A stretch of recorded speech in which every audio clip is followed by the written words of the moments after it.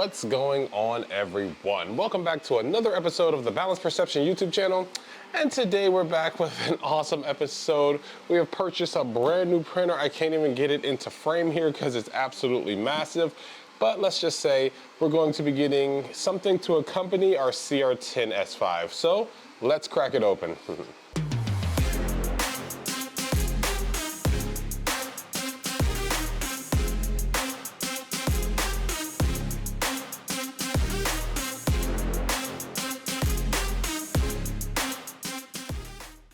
So as most of you guys know, I have had and have many printers. I have Crealities, I have Kitties, I have Bamboos. This will actually be my very first Sovol. This is a Sovol SV08 Max. 500 by 500 by 500 print volume, the same as our CR10 S5. This is just much newer. I can't recall when the CR10 S5 came out, but it was a while ago. This is going to be a brand new edition and allow me to print basically armor pieces almost in one go. So we're gonna go ahead, crack this open, get it set up. I'll probably skip through that so you guys can get to the part that actually matters, which is the printing. So see you guys in a second.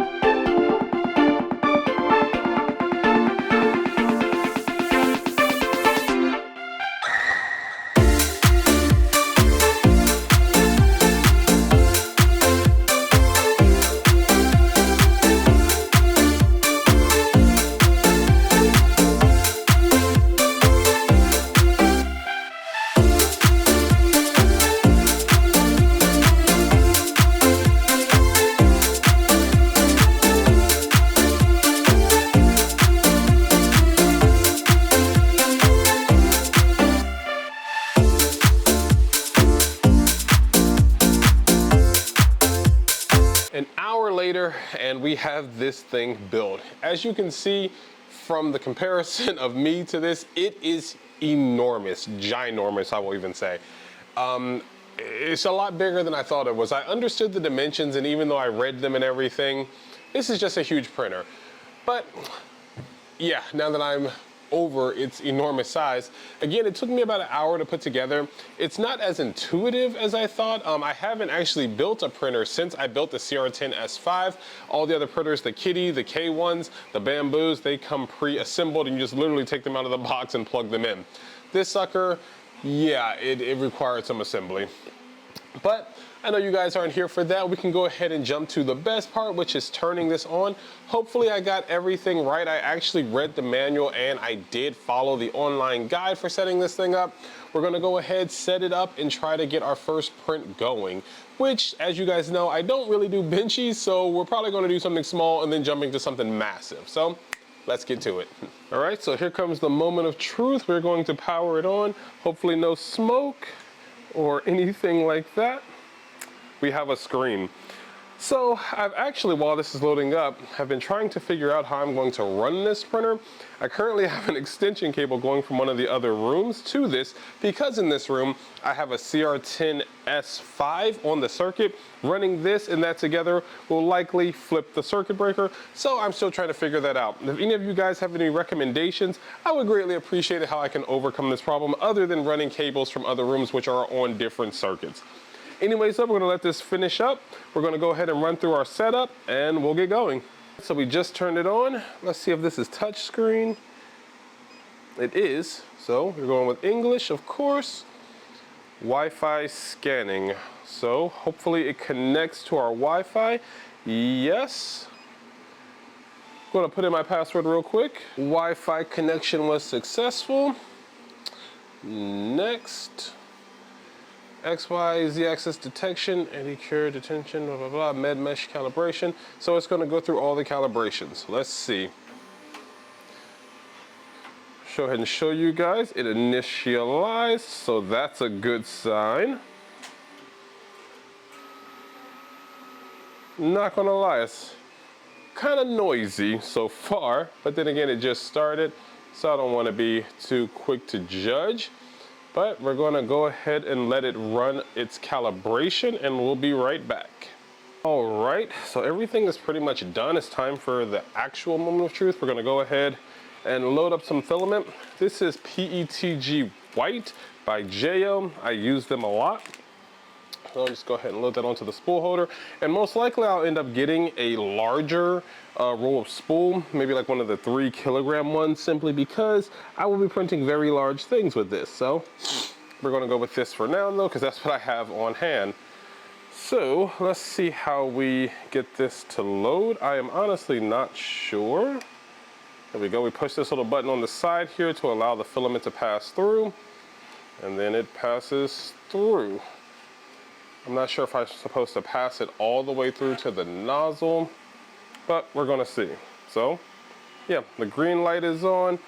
Green light on, press the switch. So it says press this. And it's pulling it through itself. That's actually a neat little feature. Now I have read that this can be a problem later on, so we may end up eventually just bypassing this. But for right now, it seems to be working. It's passing the filament through. It's gone through the first connector and it's going to the second. So we're going to show you guys. It is going through. I can't zoom in any further, unfortunately, but you're gonna have to trust me. Where the filament is right here right now, it's coming through still, going down into the extruder, and it stopped. So now it is at the extruder. And we'll show that over here. You can see it stopped moving, and down here it is done. So we're gonna go ahead and try for our very first test, which is we're gonna do the Orca pass, well actually the YOLO, and see if we can calibrate our flow rate. So let's do that.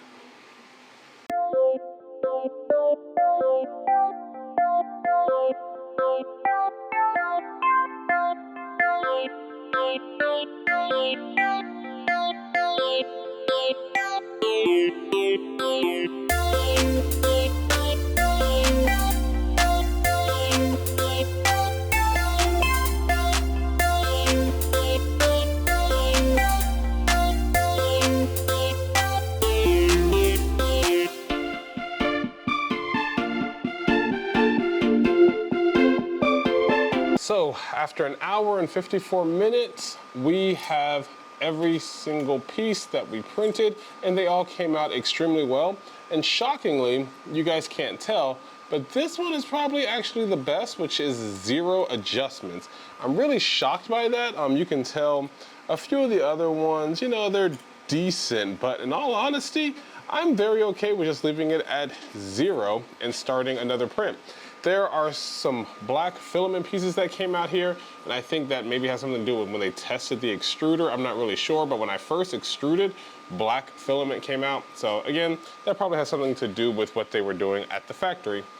So now that we know everything is good to go, we're gonna go ahead and try our first large print.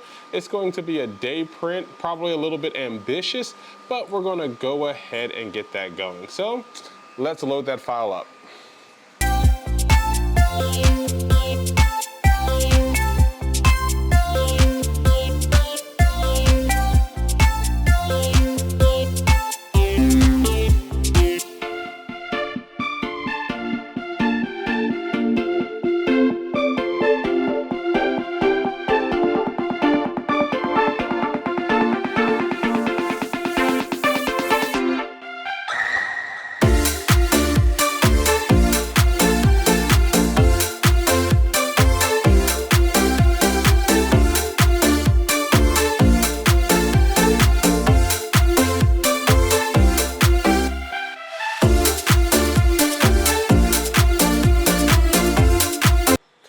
As you guys can see, it is now 22 hours and 20 minutes later. Hopefully you can see that.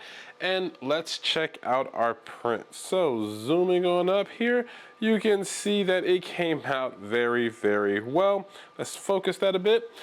It looks extremely well. I'm very happy with the way this came out. I do have to say I was a bit shocked that I didn't have to do any Z offset adjustments. It does this whole scanning of the bed thing and everything works out perfectly.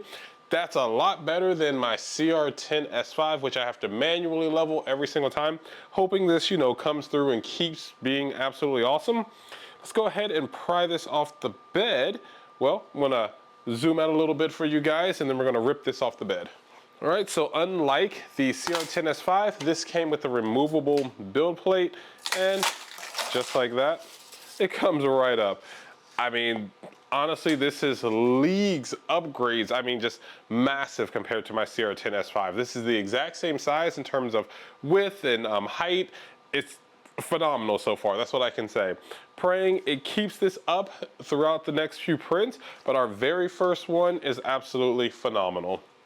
So again, we have gone through building this printer, doing our very first print. If you guys are curious, I actually used Orca Slicer to print this. I used the I used the Sovol profile that was in there for this printer. All I did was adjust the speed. I made it a little bit faster, but that was all I did. I did notice that if in the future I do need to do Z offset adjustments, of course I can just do them inside there. Being optimistic, praying that I never have to, but also being realistic, knowing that maybe I'm probably gonna have to. But right now, I am absolutely loving this printer. I mean, it was not a lot of work, a medium amount of work to build. Like I said, it took me a little over an hour, maybe an hour and a half or something like that. There are 2 sets of cables back here that you will not use. Keep that in mind if you get this printer. They're only for the enclosed version. And this is not that version since I will be keeping it in the house, which obviously is temperature regulated. I didn't really need that. And I really only print with PLA and PETG, along with every now and then TPU. But I love everything about this printer so far. I am gonna have to get a table for it that goes right beside my CR10 S5. I plan on getting that. So eventually I will be able to show you these guys side by side in comparison, their print speeds, their size, everything about that. But so far I have no quarrels. I will definitely keep you guys updated in the future as I will be doing a lot of prints on this. I already have about 5 or 6 scheduled for this, some new items for the store, along with what this is going to go to. Stay tuned for that, as I will definitely be excited to update you when this project is finished. This is one of about, I think, 10 rings that I have to print, and as you can see, they're very, very large. Putting it into comparison of the printer here, they're very large. So we'll have 1, 2, 3, I have 7 more to go. So we're gonna go ahead and get this started. That's going to do it for this episode. Thank you guys so much for checking it out. So far, again, loving this printer and praying to many, many more successful prints. That's going to do it. See you guys next time. Bye-bye.